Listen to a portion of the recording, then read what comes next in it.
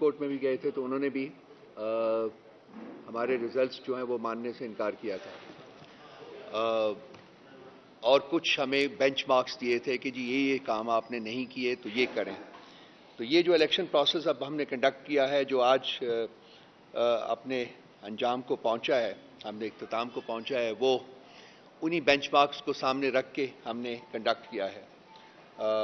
सो मैं उसकी तफसील आपको बता देता हूँ, लेकिन उससे पहले हमारे कुछ साहिबान हैं जो यहाँ हमारे साथ तशरीफ़ रखते हैं। वहाब साहब हैं मेरे लेफ़्ट के ऊपर बैठे हुए, ये हमारे रिटर्निंग ऑफिसर हैं सिंध के, ये आज तशरीफ़ लाए हैं। इनके कुछ और भी काम थे तो मैंने इन्हें भी रिक्वेस्ट किया कि हमारे साथ बैठें। राइट के ऊपर आमना हैं, ये रिटर्निंग ऑफिसर थी हमारे इस्लामाबाद में चेयरमैन के इलेक्शन के लिए। उनके साथ आयशा बैठी हुई हैं, ये रिटर्निंग ऑफिसर थी इस्लामाबाद में सेक्रेटरी जनरल के जो पैनल था उसके इलेक्शन के लिए। इकरा इलियास हैं, ये हमारी इलेक्शन कोऑर्डिनेटर थी।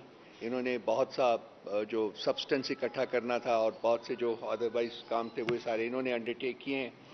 और असलम साहब को भी मैंने कहा था, रिक्वेस्ट की थी कि ये हमारे दफ्तर आए हुए थे तो मैंने इन्होंने कहा कि आप भी बैठ जाइए। असलम साहब कैंडिडेट थे चेयरमैन के लिए और इन्होंने जी असलम काकड़ साहब, इन्होंने वॉलंटरली अपने पेपर्स जो विड्रॉ किए थे बैरिस्टर गौहर साहब की फेवर में। मैं इन तमाम लोगों का शुक्रगुजार हूँ और उसके साथ जो बाकी हमारे स्टाफ के मेंबरान हैं यहाँ और सारे पाकिस्तान में 4 प्रोविंसेस में और इस्लामाबाद में, उनका भी मैं बहुत शुक्रगुजार हूँ। जो ऑफिस स्टाफ है जिन्होंने बहुत मेहनत की कि हम इस इलेक्शन प्रोसेस को कंप्लीट कर सकें, उनका भी मैं बहुत शुक्रगुजार हूँ। ये इलेक्शन जो हुए ये बेसिकली 4 प्रोविंसेस में और इस्लामाबाद में हुए। इस्लामाबाद में चेयरमैन का पैनल था और सेक्रेटरी जनरल का पैनल था, और चारों सूबों में उन सूबाई सदूर के जो पैनल थे उनके ऊपर इलेक्शन हुए हैं जी। तो सबसे पहले मैं चेयरमैन के पैनल से आगाज़ करता हूँ, उसकी डिटेल्स आपको बता देता हूँ। जब इलेक्शन शुरू हुआ तो 4 पैनल्स ने अपने पेपर्स हमें भेजे थे। एक अशरफ जब्बार साहब का पैनल था, एक मोहम्मद असलम साहब का काकड़ साहब का पैनल था, एक नवीद अंजुम खान साहब का पैनल था और एक बैरिस्टर गौहर अली खान साहब का पैनल था।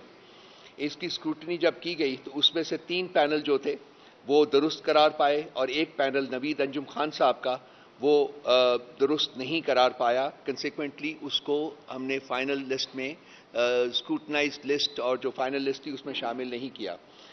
और उसकी रिजेक्शन की 2 वजूहात थी कि उन्होंने 2024 के जनरल इलेक्शंस में पीटीआई के सपोर्टेड कैंडिडेट के खिलाफ उन्होंने इंतखाब में हिस्सा लिया था और जिसकी बेसिस के ऊपर उनको एक शो कॉज नोटिस जारी किया गया था 11 फरवरी 2024 को, और उनको उनकी मेंबरशिप जो थी पीटीआई की वो कैंसिल कर दी गई थी। इस इलेक्शन में हिस्सा लेने के लिए उन्होंने अपनी जो रजिस्ट्रेशन करवाई पीटीआई के साथ दोबारा एज अ वोटर वो 24 फरवरी को करवाई।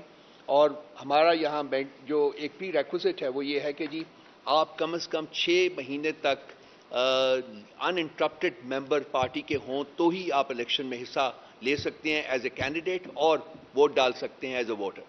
सो वो इस मयार के ऊपर भी पूरा नहीं उतरते थे, इसलिए उनके पेपर्स हमने रिजेक्ट किए।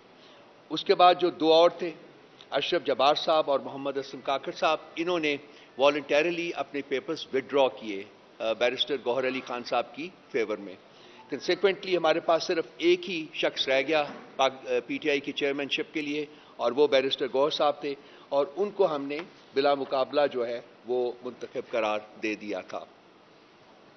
दूसरा पैनल जो इस्लामाबाद में था वो था सेक्रेटरी जनरल का पैनल। इसमें 15 लोग थे for various positions in the party, central जो ऑर्गेनाइजेशन है हमारा उसकी। ये अकेला पैनल था सिर्फ जिसके हमें पेपर्स आए। इसको स्क्रूटनाइज किया गया और इसको हर तरह से ठीक पाया गया, इसकी अप्रूवल हुई। चूंकि इनके खिलाफ कोई और पैनल था ही नहीं शुरू से, इसलिए ये भी अनकंटेस्टेड जो थे ये विक्टोरियस डिक्लेयर कर दिए गए। उमर अयूब साहब और उनका पैनल सारा। पंजाब पीटीआई में 3 पैनल्स ने अपने नॉमिनेशन पेपर्स जमा कराए थे। एक डॉक्टर यास्मीन राशिद का पैनल था, एक असद हनीफ साहब का पैनल था और एक मोहम्मद खान मदनी साहब का पैनल था।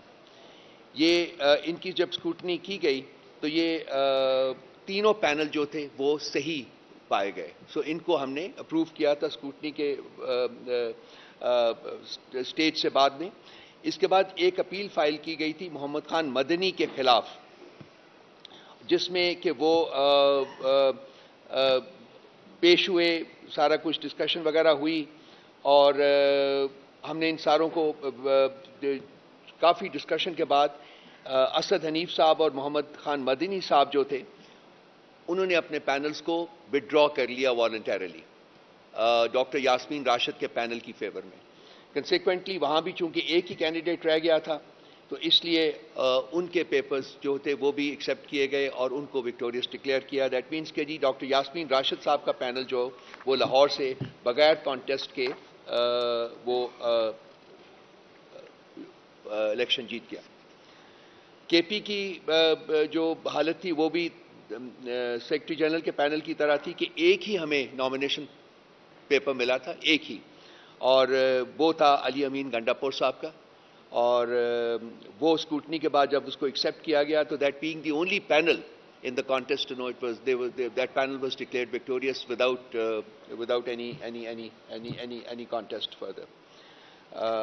आखिरी जो था हम सिंध का पैनल जो था हो गया हमारा बलूचिस्तान का। सिंध का पहले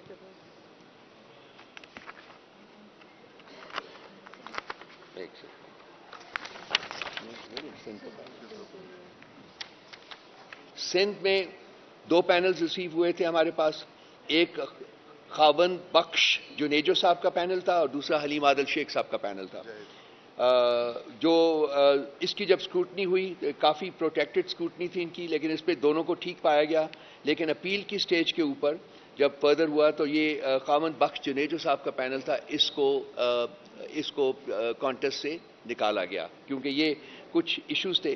बैठे हुए मेरे साहब, अभी मैं इनसे भी रिक्वेस्ट करूंगा कि कोई सवाल आपका होगा तो ये ज़्यादा डिटेल में उसका जवाब भी दे देंगे। तो इसके बाद इसमें रेस में भी सिर्फ एक पैनल रह गया था, वो था सिटिंग प्रेसिडेंट का हलीम आदिल शेख साहब का। सो वो पैनल जो था वो ये इलेक्शन उसको विक्टोरियस करार दिया गया। बलूचिस्तान में बहुत इंटरेस्टिंग सिचुएशन थी। शुरू में हमारे पास वहाँ 6 पैनल्स आए।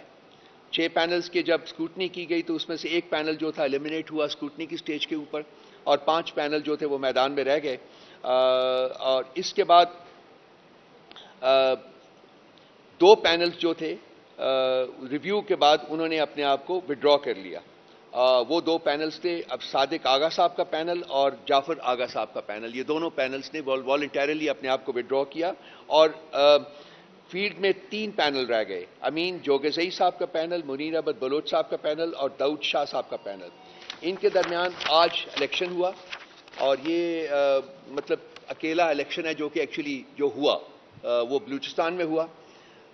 इसमें 940 वोट कास्ट किए गए टोटल और उसमें से वैलिड वोट्स जो थे वो 937 थे। इसमें से मुनीर बलोच साहब के पैनल को 435 वोट मिले, अमीनुल्लाह जोगेज़ई साहब के पैनल को 57 वोट मिले और दाऊद शाह काकड़ साहब के पैनल को 445 वोट मिले। कंसिक्वेंटली जो लास्ट स्टेटेड पैनल है दाऊद शाह काकड़ साहब का, उन्होंने बलूचिस्तान का इलेक्शन जो है वो जीत लिया है और ये जवान लोगों का पैनल है। सो वो अब बलूचिस्तान की जो सूबाई लीडरशिप है वो जवान लोगों के हाथ में आई है, देखें कि वो क्या करते हैं। We have attached a lot of hopes. So ये बेसिक एक ब्रीफ था जो मैंने आपके साथ शेयर किया है। आज ये प्रोसेस कंक्लूड हुआ है, हमारा इंटर पार्टी इलेक्शन ख़त्म हो गया है। इसके रिजल्ट्स जो हैं हमारे पास 7 दिन है, हमने इलेक्शन कमीशन को देना है। आई होप कि उससे पहले ही हम ये रिजल्ट्स इलेक्शन कमीशन तक सबमिट कर देंगे।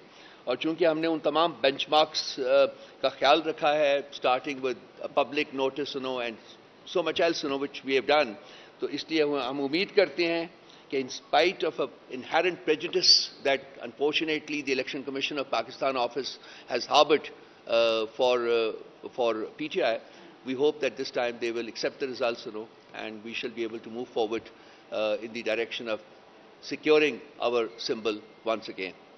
Thank you very much. If there are any questions, so I would be quite happy to answer them, or directly questions to the Sindh RO, the returning officer, और to the chairman's returning officer और to the secretary general's returning officer, आप उनसे directly भी पूछ सकते हैं। मेरे लायक कोई सवाल है तो मैं हाजिर हूँ जी, मैं जवाब दे दूंगा उसको।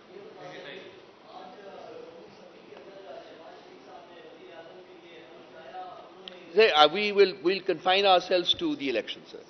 Sorry, I'm sorry.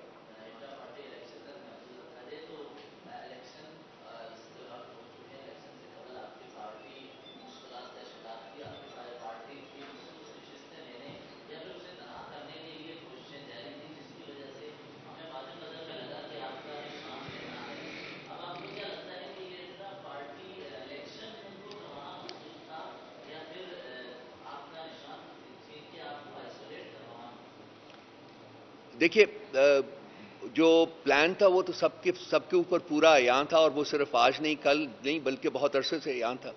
तो उसमें से मुख्तलिफ हथकंडे इस्तेमाल किए गए, उनमें से एक मेजर हथकंडा जो था वो हमें हमारे सिंबल से डिप्राइव करना था।